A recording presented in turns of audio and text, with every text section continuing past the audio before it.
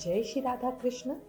शास्त्रों के अनुसार मोक्षदा एकादशी के दिन ही भगवान श्री कृष्ण ने अर्जुन को गीता का उपदेश दिया था, इसलिए इस दिन का विशेष महत्व है। वहीं इस दिन भगवान विष्णु की पूजा अर्चना करने से सुख समृद्धि की प्राप्ति होती है। इस व्रत को रखने से संतान प्राप्ति की कामना, धन प्राप्ति और विवाह की कामना तक पूर्ण हो जाती है। इस व्रत को करने से साधक को अश्वमेध यज्ञ के समान फल की प्राप्ति होती है। भगवान कृष्ण की कृपा भक्तों पर बरसती है, साथ ही अक्षय पुण्य की भी प्राप्ति होती है। अघन यानी माघ शीश या केशव मास के शुक्ल पक्ष की एकादशी का वर्णन हमें स्कंद पुराण, पद्म पुराण और विष्णु पुराण में मिलता है। इस दिन को गीता जयंती के रूप में भी मनाया जाता है। इसी दिन जब अर्जुन अपने कर्तव्य पथ से विचलित हो गया था, तब श्री कृष्ण ने कुरुक्षेत्र में 45 मिनट तक गीता का उपदेश अर्जुन को दिया था। मोक्षदा एकादशी के दिन गीता को पढ़ा जाता है और उसमें दिए गए उपदेशों को जीवन में धारण भी किया जाता है। मोक्षदा एकादशी का व्रत पालन करने से हमारे पितर या जो पूर्वज होते हैं, उन्हें मोक्ष की भी प्राप्ति हो जाती है। इस दिन गीता और लोगों को भेंट करना भी बहुत फलकारी माना गया है। इस दिन श्रीमद् भगवद गीता को पढ़ना, सुनना या लोगों में वितरित करना महाफलकारी है।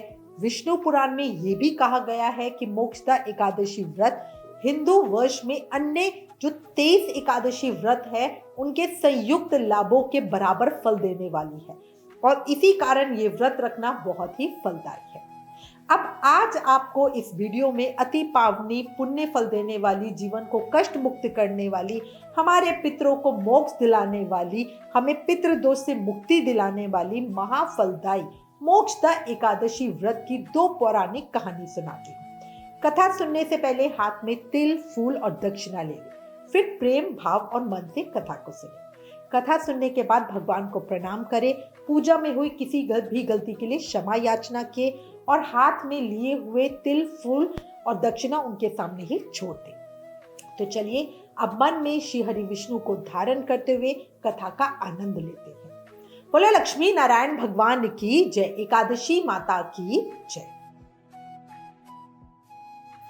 एक समय अर्जुन और भगवान श्री कृष्ण का संवाद चल रहा था। भगवान श्री कृष्ण ने अर्जुन को उत्पन्ना एकादशी का महत्व सुनाया और उसके बाद अर्जुन ने उत्पन्ना एकादशी की उत्पत्ति, महिमा, महत्व आदि सुनकर भगवान श्री कृष्ण से कहा, हे परम पूजनीय भगवान श्री कृष्ण, हे त्रिलोकीनाथ, आप सभी को सुख और मोक्ष देने वाले हैं, मैं आपको प्रणाम करता हूँ। हे प्रभु, आप सब पर कृपा करने वाले हैं, मेरी एक जिज्ञासा को अब आप शांत कीजिए। भगवान श्री कृष्ण ने कहा, हे अर्जुन, जो कुछ भी जानना चाहते हो निर्भय होकर कहो, मैं अवश्य ही तुम्हारी जिज्ञासा को शांत करूंगा। अर्जुन बोले, हे प्रभु, ये जो आपने माघ शीश माह के कृष्ण पक्ष की एकादशी के विषय में बताया, उससे मुझे बड़ी ही शांति मिली। अब आप कृपया करके माघ शीश माह के शुक्ल पक्ष में जो दूसरी एकादशी आती है, उसके विषय में बताने की कृपा करें। उसका नाम क्या है, उस दिन कौन कौन से देवता की पूजा की जाती है और उसका पूजा विधि क्या है, उसका व्रत करने से मनुष्य को क्या फल मिलता है। प्रभु, मेरे इन प्रश्नों का विस्तार सहित उत्तर देके मेरी जिज्ञासा को दूर कीजिए, आपकी बड़ी कृपा होगी। अर्जुन की जिज्ञासा सुनकर भगवान श्री कृष्ण मुस्कुराते हुए बोले, हे अर्जुन, तुमने बहुत ही श्रेष्ठ प्रश्न किया है, इसलिए तुम्हारा यश संसार में फैलेगा। माघ शीश माह के शुक्ल पक्ष की एकादशी अनेक पापों को नष्ट करने वाली है। संसार में इसे मोक्षदा एकादशी के नाम से जाना जाता है। इस एकादशी के दिन श्री दामोदर भगवान का धूप, दीप, नैवेद्य आदि से भक्ति पूर्वक पूजन करना चाहिए। हे कुंती पुत्र, इस एकादशी व्रत के पुण्य के प्रभाव से नरक में गए हुए माता, पिता, पितर आदि को भी स्वर्ग की प्राप्ति हो जाती है। इसकी कथा एक पुराण में इस प्रकार है, इसे ध्यानपूर्वक सुनो। वैशानस नाम का एक राजा प्राचीन नगर में राज्य करता था। उसके राज्य में चारों वेदों के ज्ञाता ब्राह्मण रहते थे। राजा अपने प्रजा का पुत्रवत पालन किया करता था। एक रात्रि को स्वप्न में राजा ने अपने पिता को नरक की यातनाएं भोगते देखा। इस प्रकार का स्वप्न देखकर राजा बड़ा ही व्याकुल हुआ। वो बेचैनी से सुबह होने की प्रतीक्षा करने लगा। सुबह होते ही उसने ब्राह्मणों को बुलाकर उनके समक्ष अपने सपने की बात बताई और बोला, हे ब्राह्मणों, रात्रि को स्वप्न में मैंने अपने पिता को नर्क की यातनाएं भोगते देखा। उन्होंने मुझसे कहा कि हे पुत्र, मैं घोर नर्क भोग रहा हूँ, मेरी यहाँ से मुक्ति करा। और जब से मैंने उनके ये वचन सुने हैं तब से मुझे चैन नहीं मिल रहा। मुझे अब राज्य, सुख, ऐश्वर्य, हाथी, घोड़े, धन, स्त्री, पुत्र आदि कुछ भी सुखदायक प्रतीत नहीं हो रहे। अब मैं क्या करूं, कहां जाऊं? इस दुख के कारण मेरा शरीर तप रहा है। आप लोग मुझे किसी प्रकार का तप, दान, व्रत आदि बताओ जिससे मेरे पिता की मुक्ति हो जाए। यदि मैंने अपने पिता को नर्क की यातनाओं से मुक्त कराने के लिए कोई प्रयास नहीं किया तो मेरा जीवन व्यर्थ है, निरर्थक है। जिसके पिता नर्क की यातनाएं भोग रहे हो, उस व्यक्ति को इस धरती पर सुख भोगने का कोई अधिकार नहीं है। हे ब्राह्मण देवो, मुझे शीघ्र ही इसका कोई उपाय बताने की कृपा करें। राजा की आंतरिक दुख की पीड़ा को सुनकर ब्राह्मणों ने आपस में विचार विमर्श किया और फिर एक मत होकर बोले, राजन, वर्तमान, भूत और भविष्य के ज्ञाता पर्वत नाम के एक मुनि है। वो यहाँ से अधिक दूर नहीं है। आप अपनी ये व्यथा उनसे जाकर कहें, वो अवश्य ही इसका कोई सरल उपाय आपको बताएंगे। ब्राह्मणों की बात सुनकर राजा पर्वत मुनि के आश्रम पर गए। आश्रम में अनेक शांत चित्त योगी और मुनि तपस्या कर रहे थे। चारों वेदों के ज्ञाता पर्वत मुनि दूसरे ब्रह्म के समान जान पड़ रहे थे। राजा ने उन्हें दंडवत प्रणाम किया तथा अपना परिचय दिया। पर्वत मुनि ने राजा से कुशल क्षेम पूछी। तब राजा ने बताया, हे मुनिवर, आपकी कृपा से मेरे राज्य में सब कुशल है, किंतु मेरे समक्ष अकस्मात ही एक ऐसी समस्या आ खड़ी हुई है जिससे मेरा हृदय बड़ा ही अशांत हो रहा है। फिर राजा ने मुनि को व्यथित हृदय से रात में देखे गए स्वप्न की पूरी बात बताई और फिर दुखी स्वर में बोला, हे महर्षि, अब आप कृपया कर मेरा मार्गदर्शन करें कि ऐसे में मुझे क्या करना चाहिए, कैसे मैं अपने पिता को नर्क की यातना से मुक्ति दिलाऊं।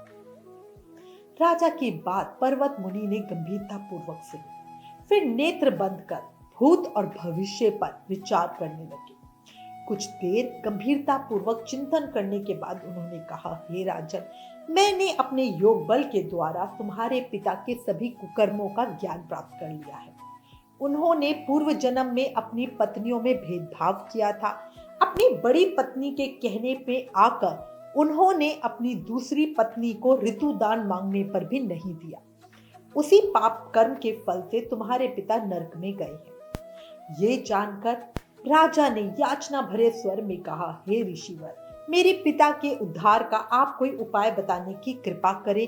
किस प्रकार वो इस पाप से मुक्त होंगे? इस पर पर्वत मुनि बोले, हे राजन, माघ मास के शुक्ल पक्ष में जो एकादशी होती है उसे मोक्षदा एकादशी कहते हैं। ये मोक्ष प्रदान करने वाली है। आप इस मोक्षदा एकादशी का व्रत करें और इस व्रत के पुण्य को संकल्प करके अपने पिता को अर्पित कर दें। एकादशी के पुण्य प्रभाव से अवश्य ही आपके पिता की मृत्यु होगी। पर्वत मुनि के वचनों को सुनकर राजा अपने राज्य को लौट आया और परिवार सहित मोक्षदा एकादशी का विधि पूर्वक व्रत किया। इस व्रत के पुण्य को राजा ने अपने पिता को संकल्प के साथ अर्पित कर दिया। इस पुण्य के प्रभाव से राजा के पिता को सहज ही मुक्ति मिल गई। स्वर्ग को प्रस्थान करते हुए राजा के पिता ने कहा, हे पुत्र, तेरा कल्याण हो। इतना कह के राजा के पिता ने स्वर्ग को प्रस्थान किया। हे पांडु पुत्र, जो मनुष्य माघ माह के शुक्ल पक्ष की एकादशी का उपवास करते हैं, उनके सभी पाप नष्ट हो जाते हैं और अंत में वो स्वर्गलोक को जाते हैं। इस उपवास से उत्तम और मोक्ष प्रदान करने वाला कोई भी दूसरा व्रत नहीं है। इस कथा को सुनने और पढ़ने से ही अनंत फल की प्राप्ति होती है। ये उपवास मोक्ष प्रदान करने वाला है। चिंता मणि के समान है, जिससे उपवास करने वाले की मन की सभी इच्छाएं पूरी हो जाती है। हे अर्जुन, प्रत्येक मनुष्य की प्रबल इच्छा होती है कि वो मोक्ष प्राप्त करे। मोक्ष की इच्छा करने वालों के लिए मोक्षदा एकादशी का ये व्रत बहुत महत्वपूर्ण है। पिता के प्रति पुत्र के दायित्व का इस कथा से शेष दृष्टांत दूसरा कोई नहीं है। इसलिए भगवान श्री हरि विष्णु के निमित्त ये उपवास पूर्ण निष्ठा और श्रद्धा के साथ सबको ही करना चाहिए। ओम नमो नारायणाय नमः। एकादशी महत्तम समाप्त। किसी गांव में एक पति पत्नी रहते थे। उनकी नई नई शादी हुई थी। पत्नी अपने पियर गई हुई थी। पति बढ़िया सूट बूट पहनकर ससुराल अपनी पत्नी को लेने के लिए गया। रास्ते में एक गाय कीचड़ में फंसी हुई दिखी। वो लड़के से कहने लगी कि बेटा, मैं कीचड़ में फंसी हुई हूँ, मुझे हाथ देकर जरा बाहर निकाल दे। तो लड़का बोला, नहीं नहीं, यदि मैं कीचड़ में हाथ डालूंगा तो मेरे कपड़े गंदे हो जाएंगे, मुझे तो अपनी पत्नी को लेने ससुराल जाना है। ये सुनकर गाय को बहुत गुस्सा आया और वो श्राप देते हुए बोली, अच्छा तुम ससुराल जाओ, तुम वहां पर नहाओगे तो आधे गधे बन जाओगे और खाना खाओगे तो पूरे गधे बन जाओगे। अगर तुमने वहां नहीं नहाया नहीं खाया तो भी 8 पहर के बाद तुम्हारा गधा बनना निश्चित ही है। गधा ही भावहीन होता है, तभी तो तुमने मेरी परेशानी नहीं देखी और सिर्फ अपने साफ कपड़ों का ही ध्यान किया।